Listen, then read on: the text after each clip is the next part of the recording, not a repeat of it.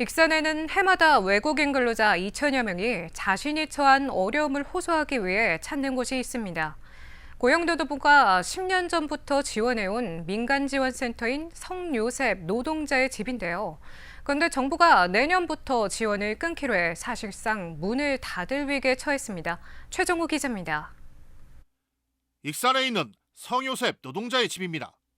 지난 1983년 비영리 민간단체로 시작해 2014년부터 고용노동부가 지정한 민간 외국인 근로자 지원센터로 운영되고 있습니다.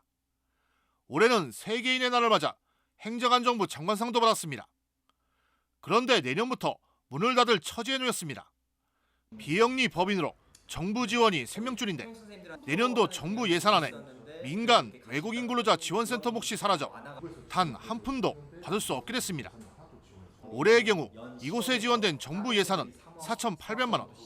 앞으로 이 같은 정부 예산이 끊기면 우선 3당사는 모두 내보내야 합니다.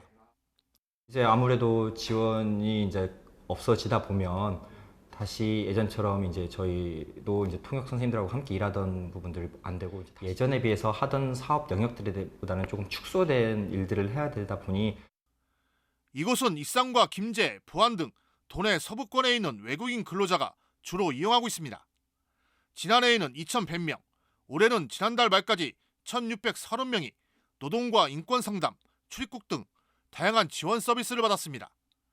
특히 외국인 노동자 쉼터는 위기 상황에 놓인 이들에게 보금자리 역할을 하고 있습니다. 그동안 임금 체불이나 업체 부도 등으로 갈 곳을 잃은 외국인 노동자 800여 명이 재취업이나 고국으로 가기 전까지 쉼터에서 보호를 받을 수 있었지만 이마저도 내년부터는 어렵게 됐습니다.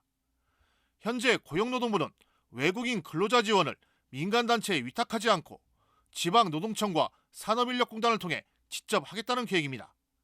하지만 제조업과 농업 등 전방위에 걸쳐 늘어나는 외국인 근로자를 모두 감당하는 데 한계에 부딪힐 것이라는 우려가 나오고 있습니다. 특히 외국인 노동자는 주말과 일요일에 지원센터를 찾는 비중이 큰데 기관은 오히려 휴무여서 지원 서비스 제공에 공백이 발생할 수 있다는 지적입니다.